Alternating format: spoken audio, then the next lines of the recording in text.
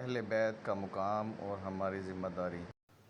بسم اللہ الرحمن الرحیم۔ السلام علیکم ناظرین۔ آج کا ہمارا ٹاپک ہے اہل بیت سے متعلق کہ اہل بیت کون ہیں اور ہمارا ان کے ساتھ کیا سلوک اور رویہ ہونا چاہیے۔ پہلے تو یہ جاننے کی ضرورت ہے کہ اہل بیت کون ہیں۔ قرآن نے اور حدیث نے دو طرح اس کو بیان کیا ہے۔ جو نبی اور نبی کی بیویاں ہیں ان کے لیے اللہ تعالیٰ نے اہل بیت کا لفظ استعمال فرمایا ہے۔ حضرت ابراہیم علیہ السلام کے بارے میں بھی یہی فرمایا کہ ان کی وائف کے بارے میں اہل بیت کا لفظ اللہ تعالیٰ نے استعمال فرمایا، اور اسی طرح حضرت زکریا علیہ السلام کی وائف کے بارے میں بھی اہل بیت کا لفظ اللہ نے استعمال فرمایا، اور اللہ کے رسول صلی اللہ علیہ وسلم کی بیویوں کے بارے میں، ازواج کے بارے میں بھی اللہ تعالیٰ نے اہل بیت کا لفظ استعمال فرمایا ہے۔ اور سورہ احزاب میں ہے کہ اے نبی کی بیویوں، اگر تم تقوی اختیار کرو اور نماز قائم کرو اور زکوٰۃ ادا کرو، آگے یہ ہے کہ وَيُطَهِّرُكُمْ أَهْلَ الْبَيْتِ، وہ اللہ تعالیٰ چاہتا ہے اے اہل بیت کہ تمہیں پاک صاف کر دیں، یعنی گناہوں سے، لغزشوں سے۔ تو قرآن نے تو بیوی کے لیے اور انبیاء علیہ السلام کی بیویوں کے لیے اہل بیت کا لفظ استعمال فرمایا ہے، جبکہ حدیث میں 6 ہجری میں نجران سے ایک وفد آیا تھا عیسائیوں کا، اور اللہ کے رسول صلی اللہ علیہ وسلم کے ساتھ ڈسکشن رہی، لیکن جب ڈسکشن کسی نتیجے پہ نہ پہنچ سکی تو اللہ کے رسول صلی اللہ علیہ وسلم نے فرمایا کہ چلے ندعو ابناءنا و ابناءکم، کہ ہم اپنے اہل ویال کو، اہل بیت کو بلا لیتے ہیں، تم اپنوں کو بلا لو اور پھر اللہ سے دعا کر لیتے ہیں جو حق پہ ہو، دوسرے کو اللہ تعالیٰ غارت کر دے اور دوسرے کو اللہ تعالیٰ تباہ و برباد کر دیں۔ تو یہ فرمانے کے بعد اللہ کے رسول صلی اللہ علیہ وسلم اپنے گھر تشریف لے گئے۔ وہاں حضرت علی، حضرت فاطمہ، امام حسن اور امام حسین رضی اللہ عنہم، ان چاروں کو لے آئے۔ 5 اللہ کے رسول صلی اللہ علیہ وسلم خود تھے۔ جب تشریف لائے تو عیسائیوں نے جب دیکھا کہ یہ چہرے جھوٹے نہیں ہو سکتے، ان کو اندازہ تو تھا کہ اللہ کے رسول صلی اللہ علیہ وسلم کا چہرہ کس طرح جھوٹا ہو سکتا ہے، اور اہل بیت کا حضرت فاطمہ، حضرت علی اور امام حسن، امام حسین رضی اللہ عنہ، تو وہ پیچھے ہٹ گئے کہ یہ مقابلہ ہم نہیں کرتے، بلکہ جزیہ دینے پر انہوں نے اتفاق کر لیا کہ چلے ہم اسلام قبول نہیں کرتے، البتہ جزیہ دینے پر ہم اتفاق کر لیتے ہیں، ہم جزیہ دیا کریں گے، ٹیکس دیا کریں گے۔ تو اس واقعے میں اللہ کے رسول صلی اللہ علیہ وسلم نے اپنے داماد یا کزن حضرت علی کو بھی اہل بیت میں شامل فرمایا، اور اپنے نواسوں کو بھی اہل بیت میں شامل فرمایا۔ تو اس لیے مجموعی صورت یہ بنتی ہے کہ اللہ کے رسول صلی اللہ علیہ وسلم کی بیویاں اور ان کی اولاد اور ان کے یہ جو نواسے ہیں وہ بھی اہل بیت میں شامل ہیں۔ تو اہل بیت تو پہلے تو یہ ہمیں معلوم ہوا کہ اہل بیت کون ہے۔ اب ان کے ساتھ ہمارا رویہ اور سلوک کیا ہونا چاہیے۔ ایک تاریخی واقعہ اور سیرت کا واقعہ بتا دیتا ہوں، شیئر کر دیتا ہوں آپ کے ساتھ، تو اس سے ہمیں معلوم ہو جائے گا کہ اہل بیت کی حقیقت کیا ہے اور ان کے ساتھ ہمارا کیا سلوک اور رویہ ہونا چاہیے۔ بیت المال میں پرانے زمانے میں اللہ کے رسول کے دور میں بیت المال میں چیزیں آ جاتی تھیں، کبھی غلہ، کبھی گندم، کبھی کھجور وغیرہ۔ تو ایک دفعہ کھجوریں آئی تھی بیت المال کی، یعنی زکوٰۃ کی قیمت میں۔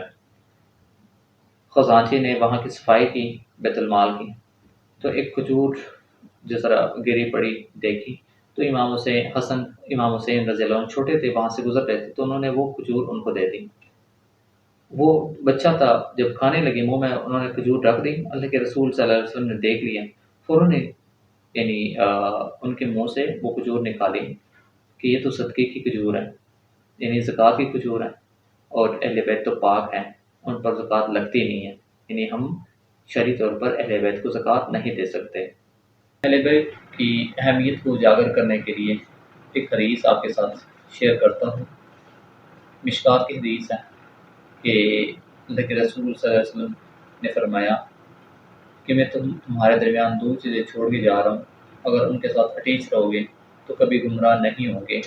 ایک روایت میں ہے کہ اللہ کی کتاب اور اس کے رسول صلی اللہ علیہ وسلم کی سنت، اور ایک دوسری روایت میں ہے جو مشکات کی روایت ہے کہ اللہ کی کتاب اور میرے اہل بیت، یعنی کتاب و سنت کے ساتھ اگر ہم اٹیچ رہیں گے گمراہی سے بچ جائیں گے، اور کتاب اللہ کی کتاب یعنی قرآن کے ساتھ اور اہل بیت کے ساتھ اگر ہم اٹیچ ہوں گے تب بھی ہم گمراہی سے بچ جائیں گے۔ اس کے لیے ایک واقعہ عرض کر دیتا ہوں۔ وہ واقعہ یہ ہے کہ ایک بچہ رو رہا تھا، ساتھ کافی سارے بچے کوئی گیم کھیل رہے تھے، پاس سے ایک شخص گزر رہا تھا، اس نے دیکھا کہ بچہ رو رہا ہے تو اس بچے کو کہا، کچھ رقم دی، کچھ پیسے دیے کہ تم بھی وہ چیزیں خرید لو اور ان کے ساتھ کھیلو۔ اس بچے نے کہا کہ محترم میں آپ کو عقل مند و دانا سمجھ رہا تھا، لیکن آپ بھی یہ باتیں کر رہے ہیں۔ تو اس شخص نے حیران ہو کے سوال کیا کہ میں نے کون سی بات کی، کیا بات کی کہ آپ کو حیرانی ہوئی؟ اس نے کہا اللہ تعالیٰ نے ہمیں کھیلنے کے لیے پیدا کیا ہے، کھیلنے کے لیے تو پیدا نہیں کیا بلکہ ایک عظیم مقصد کے لیے پیدا کیا ہے۔ تو اس شخص نے اس سے سوال کیا کہ تم تو ابھی بچے ہو، بالغ بھی نہیں ہو، تمہارے گناہ تو لکھے نہیں جا رہے ہیں، تمہیں کس بات کی ٹینشن ہے؟ اس بچے نے پھر کاؤنٹر جواب کیا کہ آپ مجھے دھوکہ دینے کی کوشش کرتے ہیں لیکن میں دھوکہ نہیں کھاؤں گا۔ اس کی وجہ یہ ہے کہ میری والدہ جب آگ جلاتی ہے تو سب سے پہلے چھوٹے تنکے آگے کر دیتی ہیں، اس سے آگ جلا دیتی ہیں اور پھر بڑی لکڑیاں لے آتی ہیں۔ قیامت والے دن اگر جہنم میں آگ جلانی ہو، اللہ تعالیٰ پہلے ہم چھوٹے بچوں کو بطور تنکا لے آئیں، اس سے آگ جلائیں اور پھر بڑے بڑے لوگ، بڑے بڑے جو نافرمان ہیں، گناہ گار ہیں، ان کو لے آئیں، تو پھر ہمارا کیا حشر ہوگا؟ اس پر وہ شخص بڑا حیران ہوا اور کہا کہ واقعی آپ نے مجھے لاجواب کر دیا، اور بعد میں پتہ کروایا کہ یہ بچہ کس کا ہے، کس گھرانے سے اس کا تعلق ہے۔ جب پوچھا تو وہ کسی سید خاندان سے اس کا تعلق تھا۔ تو والد گرامی نے یہ واقعہ سنا کر پھر مجھے بتایا کہ اہل بیت کی مثال ہے کہ جب بندہ کوئی گوشت پکا لیتا ہے تو وہ گوشت ٹھنڈا تو ہو سکتا ہے، دوبارہ کچا نہیں ہو سکتا۔ تو یہ خاندان ایسا ہی ہے کہ اگر اس پہ زوال بھی آ جائے تو بات اس گوشت کی مانند ہے کہ ٹھنڈا ضرور ہو سکتا ہے لیکن کچا نہیں ہو سکتا۔ یہ معلوم ہوا کہ اہل بیت پاک صاف ہیں اور ہمارے میل کچیل کی جو زکوٰۃ ہے وہ ان پر نہیں لگتی، ان کو ہم نہیں دے سکتے۔ تو اب سوال یہ پیدا ہوتا ہے کہ اہل بیت اللہ ساروں کو بہت سارا عطا فرمائے، لیکن ضروری نہیں کہ سارے معاشی طور پر خوشحال ہوں۔ معاشی طور پر تنگ دست بھی تو اہل بیت میں سے ہو سکتے ہیں، تو ان کے ساتھ ہمارا کیا ہونا چاہیے؟ غریبوں کو، باقی غریبوں کو، فقراء کو، مساکین کو تو ہم زکوٰۃ دے دیں گے، لیکن اہل بیت اگر فقراء میں سے ہوں، مساکین میں سے ہوں، ان کے ساتھ اگر ہم کیا کریں گے؟ زکوٰۃ تو دے نہیں سکتے، کیا ان کو ویسے چھوڑیں گے؟ تو ایسی بات نہیں ہے، بلکہ تاریخ گواہ ہے کہ اللہ کے رسول صلی اللہ علیہ وسلم کے بعد صحابہ اور تابعین، تبع تابعین، یہاں تک کہ ہمارے جو مسلم حکمران تھے، ان ساروں نے اس کا اہتمام کیا تھا کہ جتنے بھی سادات ہوتے تھے، اہل بیت ہوتے تھے، سید خاندان سے تعلق رکھنے والے ہوتے تھے، تو ان کے ساتھ اس نے سلوک کرتے تھے اور بیش بہا تحائف اور گفٹ دیا کرتے تھے، چاہے وہ ریوڑ کی صورت میں ہو، چاہے سونے کی صورت میں ہو، چاہے وہ کیش کی صورت میں ہو، ان کے ساتھ تعاون کیا کرتے تھے تاکہ معاشی طور پر وہ خوشحال رہیں اور وہ کسی کے دستنگر نہ ہو اور وہ کسی کے محتاج نہ ہو۔ اور یہ وہ گھرانہ ہے، وہ وفادار گھرانہ ہے، تنگدست بھی ہوں، پریشان بھی ہوں، مانگتے پھر بھی نہیں۔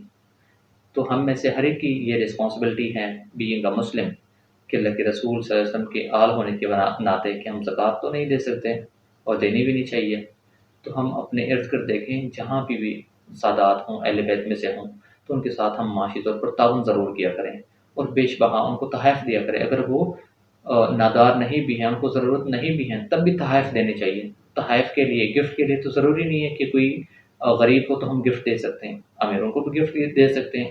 تو جہاں بھی سادات ہوں تو ان کے ساتھ ہمارا رویہ یہی ہونا چاہیے کہ ان کو گفٹ دیا کریں، ان کو ہم پیسے دے دیا کریں تاکہ وہ معاشی طور پر خوشحال ہیں تو اور خوشحال ہو جائیں، اور تاکہ یہ دستنگر نہ ہو۔ یہ ہمارے ایمان کا بھی حصہ ہے اور ہمارا شرعی فریضہ بھی ہے۔ اللہ کریم سے دعا ہے کہ ہمیں اہل بیت کی اہمیت کو سمجھنے کی، اہل بیت کے ساتھ اس نے سلوک کرنے کی اور ان کے ساتھ اٹیچ رہنے کی توفیق عطا فرمائے۔ اس اٹیچمنٹ میں ہمارے لیے دنیا میں بھی آسانی رہے گی اور دنیا میں بھی ہمارے لیے انشاءاللہ بشارتیں ہوں گی، اور آخرت میں بھی انشاءاللہ تعالیٰ نجات ہماری مقدر ہوگی۔ اللہ تعالیٰ ہم سب کو نصیب فرمائے۔